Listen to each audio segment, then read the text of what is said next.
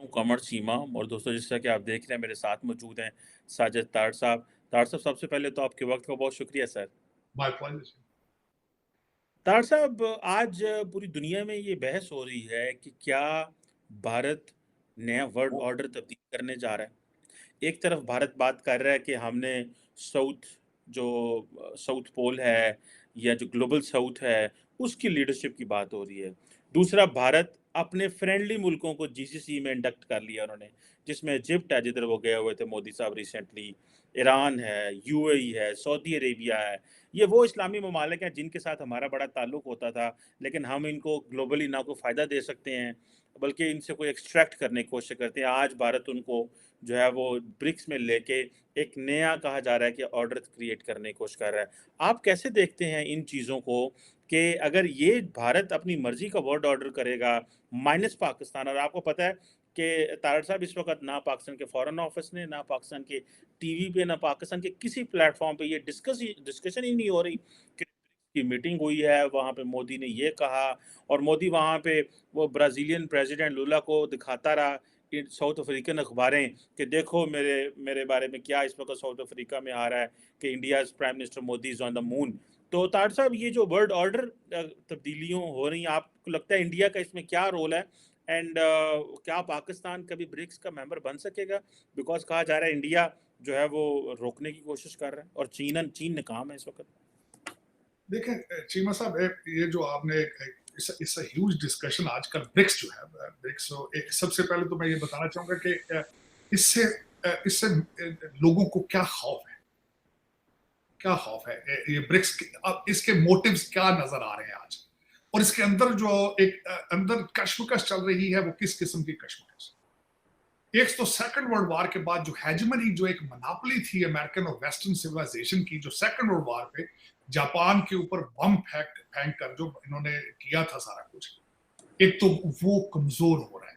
New जो पुराना new world जो जो जो जॉर्ज बुश टाइम का उनका नारा था न्यू वर्ल्ड ऑर्डर, वो कमजोर होता नजर आता है। इन्होंने कोशिश की है बहुत, इराक पे जाके हमला किया है, कुवैत पे जाके किया, सऊदी अरेबिया में किया, अफगानिस्तान को तोड़ा, सीरिया में किया। इन्होंने ये सारी नाकाम कोशिशें थी अमेरिका की दोबारा अपने फॉरेन पॉलिसी को सपोर्ट करने के लिए, डराने के लिए। बम बनाए, मदर ऑफ ऑल बम्स, जो अफगानिस्तान में अपने असले की नुमाइश करते रहे सारा। और ब्रिक्स को तकवीत तब मिली है जब अफगानिस्तान से अमेरिका भागा, वहां से ब्रिक्स की जरूरत ज्यादा नजर आनी शुरू हो गई। नए ब्लॉक, जिस तरह आप खुद फरमाया आपने कि रशिया और चाइना, इन दोनों का जो इत्तेहाद आपस में हुआ है, दैट इज उसके बाद ब्रिक्स की अहमियत ज्यादा बढ़ी। अब उसमें आपने देखा होगा, अभी कहा जाता है कि डी डॉलराइजेशन, ब्रिक्स के अंदर नई करेंसी, उनकी अपनी नई करेंसी बनाने की कोशिश की जा रही है, बल्कि डायलॉग था, इस दफा भी उसके ऊपर डिस्कशन हुई। उन्होंने अपना बैंक बनाया है और बैंक काम कर रहा है। उसके बारे में, अच्छा, उसके अंदर जो ब्लॉक दो बने हैं इस ब्रिक्स के अंदर, जो ब्लॉक दो नए बड़े बन चुके हैं, वो भारत है एक तरफ है, और रशिया और चाइना एक तरफ। इसकी एक्सपेंशन का आइडिया चाइनीज आइडिया था। चाइना चाहता है कि अमेरिका या वेस्टर्न सिविलाइजेशन जो है, उनके अगेंस्ट एक अपना, जो उनका इस वक्त कैंपेन पूरी चल रही है, बड़ी सक्सेसफुल कैंपेन है।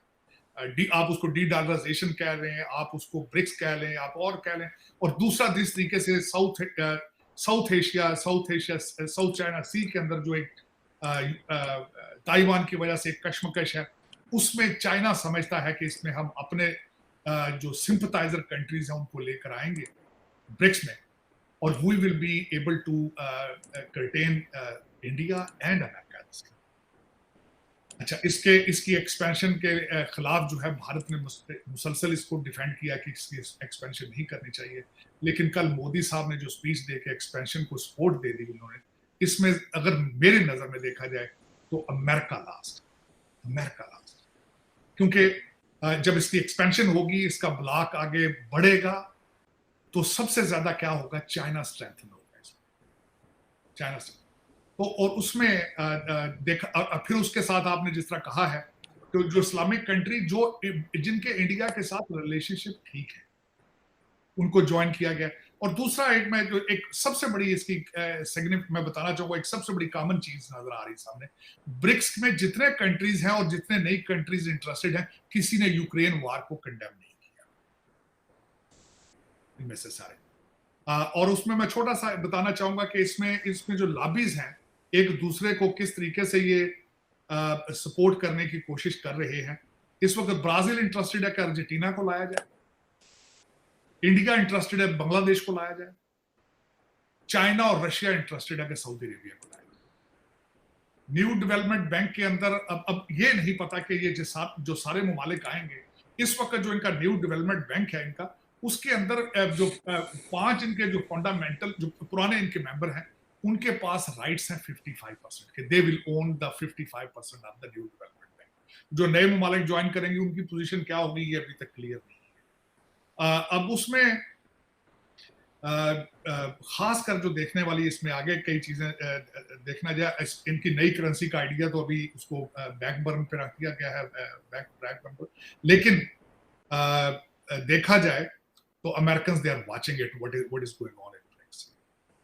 इनकी जो सिग्निफिकेंट 2 चीजें, इनकी जो साउथ अफ्रीका में मीटिंग हुई है उसमें 2 चीजें मुझे खास नोटेबल थी मेरे लिए, मैं समझता हूँ।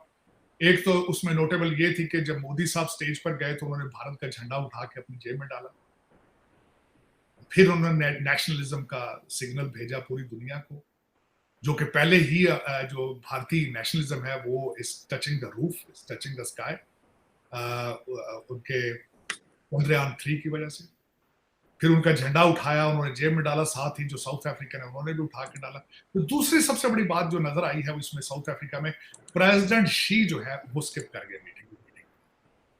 उन्होंने स्नब किया, शायद उन्होंने कहा कि this is a smaller stage for me, या बीमार हैं या क्या है, लेकिन आपको पता है चाइना की सबसे बड़ी खूबसूरती है कि दे डोंट डिस्क्लोज थिंग्स, यही उनकी कामयाबी का बहुत बड़ा सीक्रेट है। उनके कॉमर्स मिनिस्टर ने आके स्पीच दी वहां पर।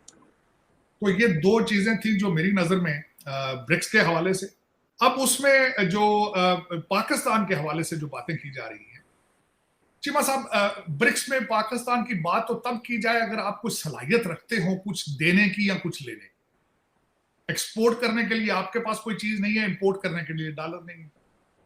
सूरत हाल आपकी ये है कि एक आपका नेबर कंट्री चंद्रयान 3 पे चला गया है और आपकी वो हैंडमेड डाली जो थी उसके अंदर 16 घंटे बच्चे आपके लटके रहे और आपके पास उनका कोई सोल्यूशन नहीं। आपका पूरा मुल्क उस डाली की तरह लटका हुआ है।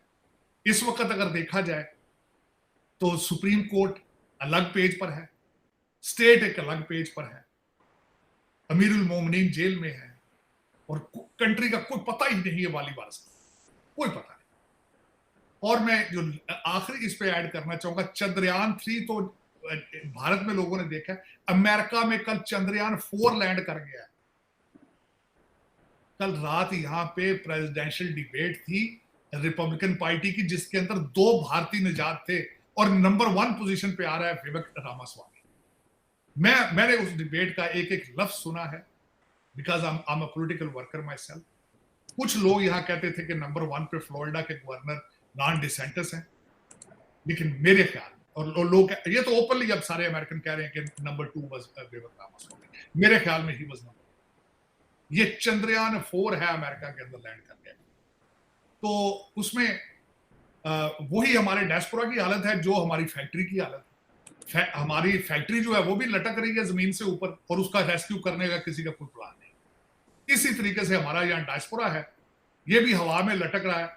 पाकिस्तान से जो पूरे तरीके से विवेक स्वामा रामी का स्पेलिंग नहीं लिख सकते जो हमारे पॉलिटिकल लीडर हैं यहाँ पाकिस्तानी डायस्पोरा, और वो सिर्फ एक अपने इश्क में मुब्तला है पीटीआई। अपनी एम्बेसी के सामने खड़े होकर पाकिस्तान को गालियां दे रहे हैं, कुछ लंदन में गालियां दे रहे हैं, कुछ यहाँ गालियां दे रहे हैं। यौम आजादी के ऊपर उन्होंने पाकिस्तान को गालियां दी हैं, लेकिन पीटीआई के झंडे उन्होंने लहराए। पाकिस्तान के झंडे नहीं लहराए गए इस वक्त 14 अगस्त में, पीटीआई के झंडे लहराए गए। यह दुख है कि एक शख्स की इबादत हो रही है, मुल्क के लिए नहीं निकले, ना मुल्क के लिए निकलेंगे फ्यूचर। दुख वाली बात। मैं खुश हूं, भारत को मुबारकबादें भी दी हैं, मैंने ट्वीट भी किया है, मैं खुश हूं। South Asia is rising,